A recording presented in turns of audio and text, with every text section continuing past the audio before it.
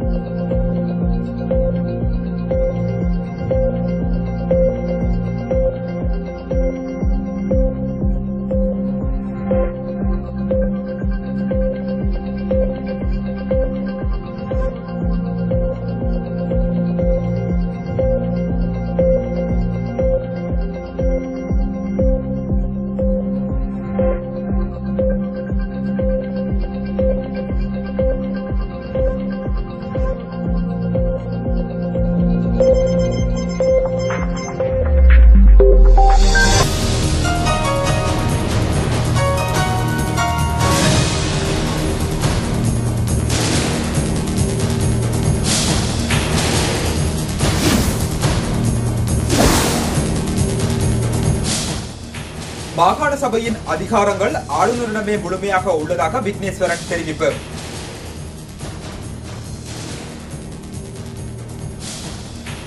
வெளிவேறிய சம்பவம் தொடர்பான விசாரணைகளை மனித உரிமை ஆணைக்குழு தற்காலிகமாக இடைநிறுத்தியுள்ளது.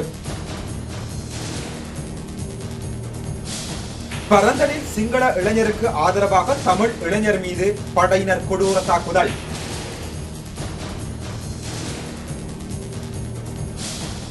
இந்தியாவில் கடந்த 1991ஆம் ஆண்டை போல பொருளாதார நெருக்கடி ஏற்படாதென மன்மோகன் சிங் திட்டவட்டம். எகிப்தில் இரவு பகலாக முடிவில்லாமல் தொடரும் மோதல்களில் மேலும் ஏராளமானோர் உயிரிழப்பு.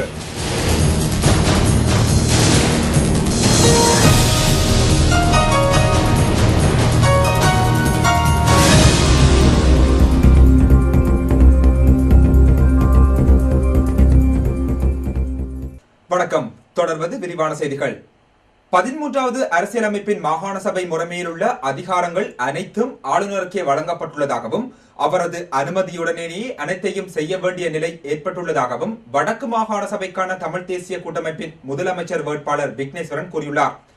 கொழும்பில் சிங்கள வானொலி சேவை ஒன்றிற்கு வழங்கிய செவ்விலேயே அவர் இதனை தெரிவித்துள்ளார். 13வது அரசியலமைப்பில் எவ்வாறான அதிகாரங்கள் இருக்கின்றன, அவற்றை எவ்வாறு முன்னெடுத்துச் செல்ல வேண்டும் என்பது குறித்து வடக்கு மக்கள் கேள்வி எழுப்பி வருவதாகவும் அவற்றிற்கு கூட்டமைப்பினராகிய தாங்கள் பதிலளித்து வருவதாகவும் விக்னேஸ்வரன் குறிப்பிட்டுள்ளார். ஆளுநருக்கே அதிக அதிகாரங்கள் உள்ள நிலையில் ஜனநாயக ரீதியாக தங்களால் செய்யக்கூடிய அனைத்தையும் மேற்கொள்ள எதிர்பார்த்துள்ளதாக அவர் தெரிவித்துள்ளார். வெளிவேறிய ரத்துபஸ்வல சம்பவம் தொடர்பிலான விசாரணைகளை ஸ்ரீலங்கா மனித உரிமை ஆணைக்குழு தற்காலிகமாக இடைநிறுத்தியுள்ளது. இந்த சம்பவத்துடன் தொடர்புடையவர்களுக்கும் அரசு தலைவருக்கும் இடையிலான சந்திப்பு முடிவடையும் வரையில் விசாரணைகளை இடைநிறுத்தி வைக்க தீர்மானிக்கப்பட்டுள்ளது. குறித்த சந்திப்பின் பின்னர் விசாரணைகள் தொடரும் என ஆணைக்குழுவின் தலைவர் நீதிவான் பிரியந்த பெரேரா தெரிவித்துள்ளார்.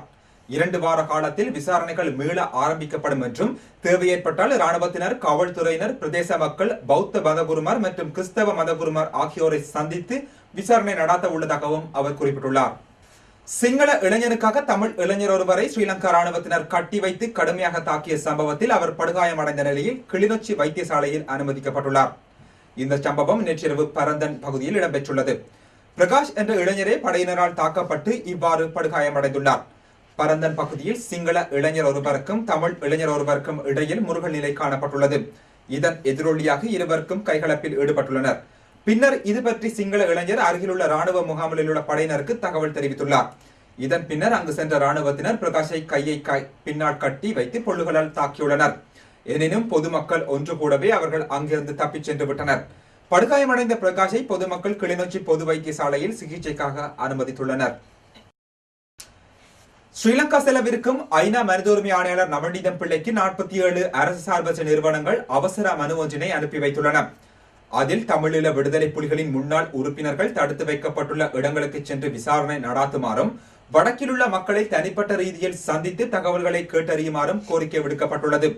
அத்துடன் நீதிமன்ற ஆவணங்கள், காவல்துறை அறிக்கைகள் ஆகியவை குறித்தும் விசாரணை மேற்கொள்ளுமாறு குறித்த அரசு சார்பற்ற நிறுவனங்கள் வலியுறுத்தியுள்ளன. வடக்கிற்கு விஜயம் செய்யும் போது காவல்துறை அல்லது ராணுவத்தின் பாதுகாப்பை பெற்றுக் கொள்ள வேண்டாம் என்றும் அந்த மனுவில் கேட்டுக் கொள்ளப்பட்டுள்ளது. இதேவேளை நவநீதம் பிள்ளைக்கும் ஸ்ரீலங்காவின் முன்னாள் பிரதமர் நீதியரசர் ஷிராணி பண்டாரநாயக்கவுக்கும் இடையில் வரும் 25ஆம் தேதி விசேட சந்திப்பு ஒன்று இடம்பெறவுள்ளது. கடந்த மார்ச் மாதம் நம்பிக்கையில்லா தீர்மானம் மூலம் ஷிராணி பிரதமர் நீதியரசர் பதவியிலிருந்து நீக்கப்பட்டார். இதன் பின்னர் கலந்து கொள்ளும் முதலாவது உத்தியோகபூர்வ பேச்சுவார்த்தை இது என்பது குறிப்பிடத்தக்கது. எதிர்வரும் நவம்பர் மாதம் கொழும்பில் இடம்பெறவுள்ள பொதுநலவாய மாநாட்டிற்கு இந்திய தலைமை அமைச்சர் மன்மோகன் சிங்கை அழைப்பதற்காக ஸ்ரீலங்கா வெளிவிவகார அமைச்சர் ஜி.ஆர். பீரிஸ் ஒருநாள் பயணமாக நாளை டெல்லி செல்லவுள்ளார். நாளை டெல்லி செல்லும் பீரிஸ் மன்மோகன் சிங்கை நேரில் சந்தித்து சம்பந்தப்பட்ட அழைப்பிதழை கையளிக்கவுள்ளார். அத்துடன் இந்தியாவின் புதிய வெளிவிவகார செயலர் சுஜாதா சிங்கையும் தேசிய பாதுகாப்பு ஆலோசகர் சிவசங்கர் மேனனையும் சந்திக்கவுள்ள பீரிஸ் பொதுநலவாய மாநாட்டில் இந்தியா பங்கேற்க வேண்டும் என்று வலியுறுத்தவிருப்பதாக டெல்லி தகவல்கள் கூறுகின்றன. இதேவேளை டெல்லி செல்லும் பீரிஸ் இந்திய வெளிவிவகார அமைச்சர் சல்மான் குர்ஷித்தை சந்திப்பாரா என்பது குறித்து இந்திய வெளிவிவகார அமைச்சு இதுவரையில் தகவல் எதையும் வெளியிடவில்லை. இதற்கிடையில் கொழும்பு மாநாட்டுக்கு மன்மோகன் சிங்கை அழைக்க ஸ்ரீலங்காவின் எதிர்க்கட்சித் தலைவர் ரணில் விக்ரமசிங்க அடுத்த வாரம் டெல்லிக்கு விஜயம் மேற்கொள்ளவிருப்பதாக தகவல்கள் தெரிவிக்கின்றன. ஆஸ்திரேலியாவில் புகலிடம் கோரியுள்ள இலங்கை தமிழர்களில் பலர் தங்களது எதிர்காலம் குறித்து கவலையுடன் காணப்படுவதாக தமிழ் தேசிய கூட்டமைப்பின் மட்டக்களப்பு மாவட்ட நாடாளுமன்ற உறுப்பினர் சீனித்தம்பி யோகேஸ்வரன் கூறியுள்ளார். ஆஸ்திரேலியாவுக்கான 2 வார கால விஜயம் ஒன்றை மேற்கொண்டிருந்த சீனித்தம்பி யோகேஸ்வரன் அங்கு தங்கியிருந்த சமயத்தில் படகுகள் மூலம் அந்நாட்டை சென்றடைந்து தற்போது புகலிடம் கோரியுள்ள இலங்கை தமிழர்கள் பலரை சந்தித்துள்ளார். இது தொடர்பில் கருத்து வெளியிட்டுள்ள அவர், புகலிட கோரிக்கையாளர்களில் பலரும் மகிழ்வுடன் காணப்பட்டாலும் கடந்த ஆண்டு ஆகஸ்ட் மாதத்துக்கு பின்னர் சென்றடைந்தவர்களை பொறுத்தவரை அவர்களிடையே தாங்கள் திருப்பி அனுப்பப்படலாம் என்ற அச்ச உணர்வு இருப்பதை உணர முடிந்ததாக கூறியுள்ளார். பாதுகாப்பு தொடர்பாக தாங்கள் எதிர்நோக்கிய அச்சுறுத்தல்கள் மற்றும் பயம் காரணமாகவே இந்த முடிவுக்கு வந்ததாக அவர்கள் தெரிவித்ததாகவும் யோகேஸ்வரன் கூறினார்.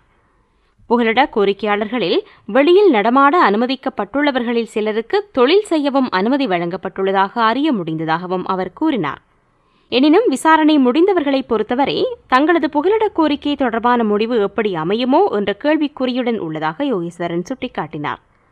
பப்புவா நியூகினியாவில் புகலிட கோரிக்கையாளர்களை தங்க வைப்பது என்ற ஆஸ்திரேலிய அரசாங்கத்தின் புதிய முடிவு புகலிடம் கோரியுள்ள இலங்கை தமிழர்களுக்கு பெரும் கவலையை ஏற்படுத்தியுள்ளதாகவும் அவர் தெரிவித்துள்ளார். அதனை அவர்கள் முற்றாக விரும்பவில்லை என்றும் ஆஸ்திரேலியாவில் புகலிடம் பெற்று வாழ விரும்பும் தங்களை பிறிதொரு நாட்டில் தங்க வைத்து பராமரிப்பது என்பது எந்த வகையிலும் நியாயமல்ல என்றும் அவர்களில் பலரும் தம்மிடம் கூறியதாக யோகேஸ்வரன் குறிப்பிட்டுள்ளார். இந்தியாவில் எத்தகைய சூழ்நிலையிலும் கடந்த 1991ஆம் ஆண்டை போல பொருளாதார நெருக்கடி ஏற்படாது என தலைமை அமைச்சர் மன்மோகன் சிங் திட்டவட்டமாக தெரிவித்துள்ளார். டெல்லியில் தலைமை அமைச்சர் இல்லத்தில் இன்று இடம்பெற்ற நிகழ்வொன்றில் இந்திய மத்திய வங்கியின் வரலாறு என்ற புத்தகத்தின் 4வது பதிப்பினை மன்மோகன் சிங் வெளியிட்டார். அதன்போது பேசிய அவர், பல்வேறு பிரச்சனைகளுக்கு மத்தியிலும் இந்திய பொருளாதாரம் தற்போது பலமாகவே உள்ளதாக கூறினார். எனவே கடந்த 1991ஆம் ஆண்டில் ஏற்பட்டதை போன்ற மிக மோசமான பொருளாதார நெருக்கடி தற்போது ஏற்படாதென்று மன்மோகன் சிங் குறிப்பிட்டுள்ளார். முன்பு இந்திய ரூபாயின் மதிப்பு ஒரு குறிப்பிட்ட அளவில் நிர்ணயம் செய்யப்பட்டிருந்ததாகவும், ஆனால் தற்போது அது சந்தை நிலவரத்துடன் தொடர்புடையதாக உள்ளதாகவும் அவர் சுட்டிக்காட்டியுள்ளார். இதனை கருத்தில் கொண்டு இந்திய ரூபாயின் மதிப்பை உயர்த்துவதற்கான நடவடிக்கைகளை மத்திய அரசு முன்னெடுத்து வருவதாக மன்மோகன் சிங் தெரிவித்துள்ளார். நரேந்திர மோடியை விமர்சிக்கும் பாஜகவினரை கட்சியிலிருந்து 6 ஆண்டுகள் இடைநீக்கம் செய்ய வேண்டும் என RSS அமைப்பு வலியுறுத்தியுள்ளது. பாஜகவை சேர்ந்த குஜராத் முதலமைச்சர் நரேந்திர மோடியை எதிர்வரும் நாடாளுமன்ற தேர்தலுக்கான தலைமை அமைச்சர் வேட்பாளராக முன்னிறுத்த அக்கட்சி மட்டத்தில் முயற்சி மேற்கொள்ளப்பட்டு வருகிறது. இந்த நடவடிக்கையின் பின்புலமாக RSS அமைப்பு உள்ளதாக தகவல்கள் வெளியாகியுள்ளன. எனினும் மோடியை தலைமை அமைச்சர் வேட்பாளராக முன்னிறுத்துவதற்கு ஜஸ்வந்த் சிங், சத்ருகன் சின்ஹா உள்ளிட்ட சில பாஜக தலைவர்கள் மறைமுகமாக எதிர்ப்பு தெரிவித்து வருகின்றனர். அத்துடன் பல்வேறு மாநிலங்களிலும் மோடிக்கு எதிரான குரல்கள் எழும்பத் தொடங்கியுள்ளன. இந்நிலையில் மோடிக்கு எதிரான விமர்சனங்களை முன்வைக்கும் பாஜகவினர் மீது கடும் நடவடிக்கை எடுக்க வேண்டுமென்று RSS வலியுறுத்தியுள்ளது. இத்தகைய செயற்பாடுகள் கட்சியின் நலனை பாதிக்கும் என்று RSS அமைப்பின் முக்கிய நிர்வாகியான சுரேஷ் சோனி கூறியுள்ளார். எனவே மோடிக்கு எதிராக கருத்து வெளியிடும் பாஜகவினரை கட்சியிலிருந்து 6 ஆண்டுகள் இடைநீக்கம் செய்ய வேண்டுமென்றும் அவர் வலியுறுத்தியுள்ளார். கொழும்பு பொதுநலவாய மாநாட்டில் இந்தியா கலந்து கொண்டால் திமுக சார்பில் கருப்பு கொடி போராட்டமும் தொடர்ந்து மறியல் போராட்டமும் நடாத்தப்படும் என அந்த கட்சியின் தலைவர் கருணாநிதி அறிவித்துள்ளார். திமுக தலைவர் கருணாநிதி இன்று வெளியிட்டுள்ள அறிக்கையொன்றில் ஸ்ரீலங்காவில் தமிழர்களுக்காக ஏற்படுத்தப்பட்ட எந்தவொரு உடன்பாட்டையும் அந்நாட்டின் அரசாங்கங்கள் நிறைவேற்றவில்லை என்று கூறியுள்ளார். ராஜீவ் ஜயவர்தன ஒப்பந்தத்தின்படி உருவான ஸ்ரீலங்கா அரசியலமைப்பின் 13வது சட்ட திருத்தத்தை நீர்த்துப் போகச் செய்வதற்கான சகல முயற்சிகளையும் தற்போதைய சிங்கள பேரினவாத அரசாங்கம் முன்னெடுத்து வருவதாக அவர் குற்றம் சாட்டியுள்ளார். தமிழக மீனவர்களை கைது செய்வதும் அவர்களை ஸ்ரீலங்காவுக்கு கொண்டு சென்று நீதிமன்றத்தில் நிறுத்துவதும் அந்நாட்டின் கடற்படையினருக்கு வாடிக்கையாகிவிட்டதாக கருணாநிதி சுட்டிக்காட்டியுள்ளார். இது தொடர்பில் மத்திய அரசு பலமுறை ஸ்ரீலங்கா அரசு தரப்புடன் பேச்சு நடத்தியும் பலனில்லை என்று கூறியுள்ள அவர், இத்தகைய சூழ்நிலையிலேயே ஸ்ரீலங்காவில் இடம்பெறவுள்ள பொதுநலவாய மாநாட்டில் இந்தியா பங்கேற்க கூடாதென பல்வேறு தரப்பினரும் வலியுறுத்தி வருவதாக தெரிவித்துள்ளார்.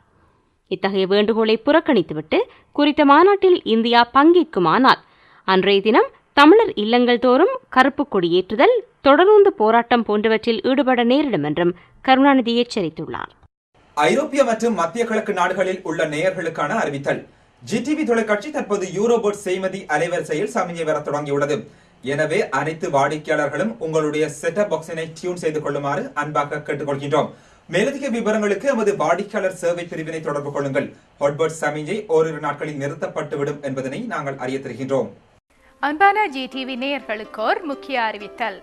எமது தொலைக்காட்சி தற்போது யூரோபர்ட் செய்மதி அலைவரிசைக்கு மாறிவிட்டதை அறிய தருகின்றோம். GTVயின் கலையக மாற்றங்கள் காரணமாக எமது ஒளிபரப்பில் சில சீரின்மைகள் காணப்படலாம். ஆனால் இவை மிக விரைவில் சீர் செய்யப்பட்டுவிடும் என்பதையும் தெரிவிக்கின்றோம். உங்களின் தொடர்ச்சியான ஆதரவுகளுக்கு என்றென்றும் நன்றி. சிறிய இடைவெளியை அடுத்து செய்திகள் தொடரும். MNK Solicitors லண்டனில் பல வருட அனுபவத்துடன் அநேக வழக்குகளில் வெற்றி பெற்றவர்கள் MNK Solicitors. நீங்கள் 5 மார்ச் 2007க்கு முன்னர் தஞ்சம் கோரி நிராகரிக்கப்பட்டவரா? உடனே எம்மை தொடர்பு கொள்ளுங்கள். நாம் ஹைகோர்ட்டில் பல கேசஸில் வெற்றி பெற்றுள்ளோம். இது மட்டுமா, immigration, conveyancing, personal injury, family law இவை போன்ற அனைத்து சர்வீஸ்களுக்கும் எம்மை தொடர்பு கொள்ளுங்கள். தமிழில் ஆலோசனை பெற்றிட ரஹீம் 077 72 08 26 70 இலக்கம் 265 டன்ஸ்டபிள் ரோட், லூட்டன், பெட்ஃபோர்ட்ஷயர் 01 582 732 503.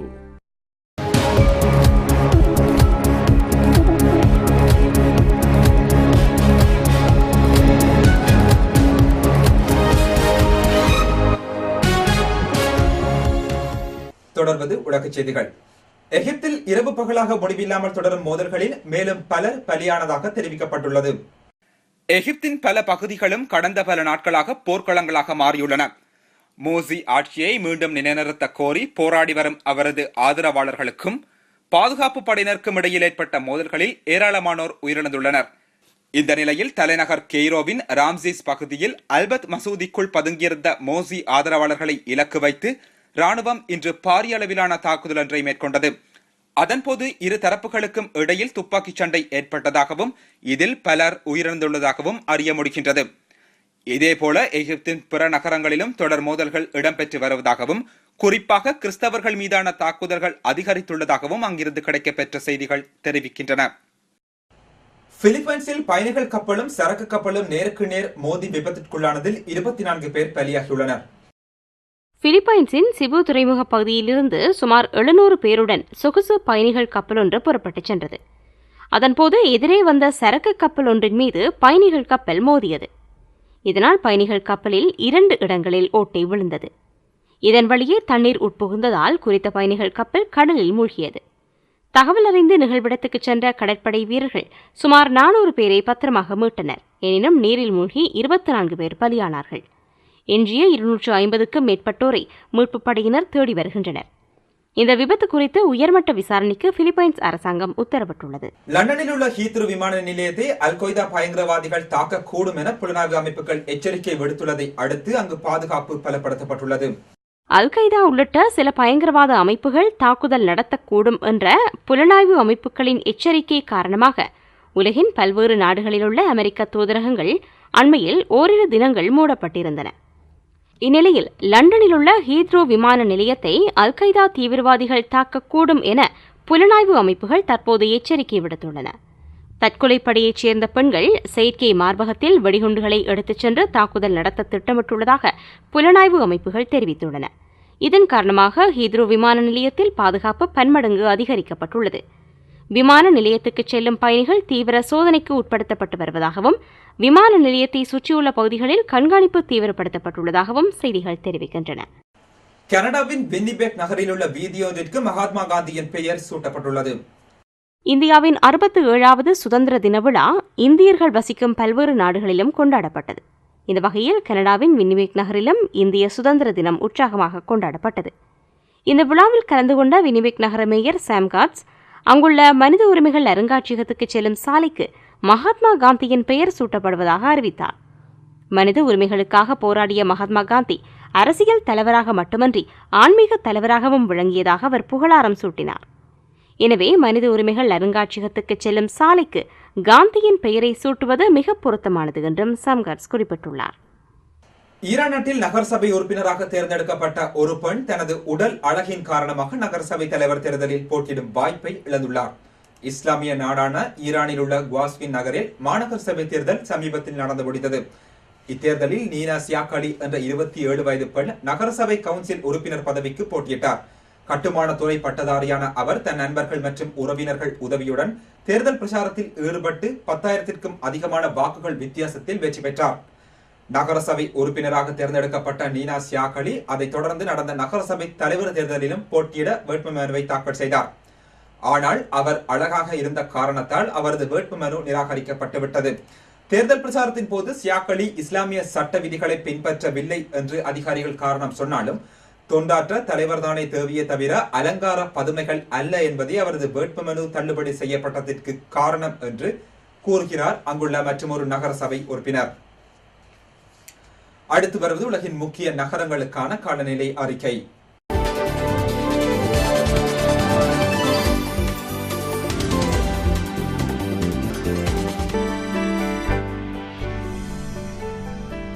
சிகரம் பணமாற்று சேவை ஹைன்ரிக் ஸ்ட்ராஸே 2005 ஜூரிச்.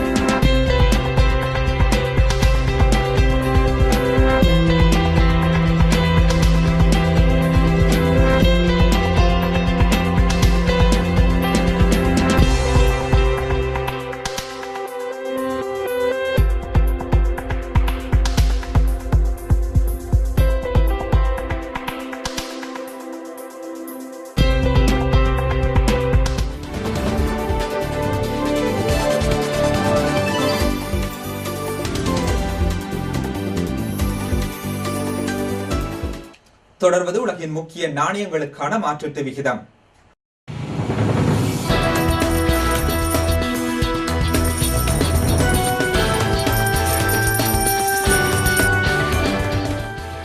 சுவிஸ் பிராங்குக்கு எதிரான மாற்றீட்டு விகிதங்களுக்கு ஆதரவு வழங்குவோர் ஜெயம் மல்டி எக்ஸ்பிரஸ் மட்டன் காசா 24,8500 சூரிச்.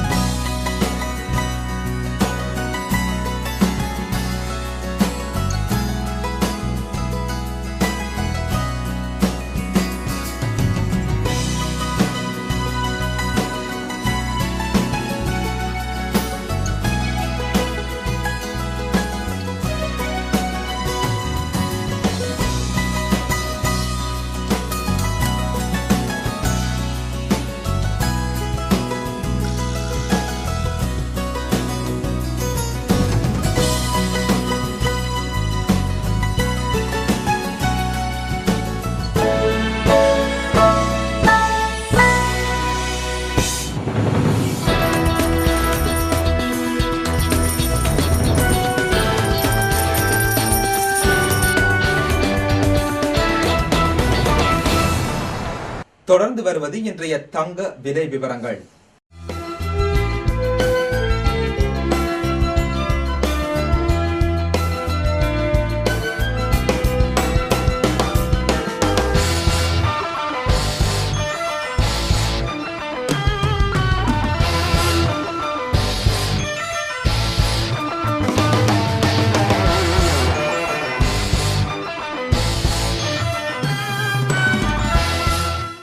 இனி மீண்டும் தலைப்புச் செய்திகள்.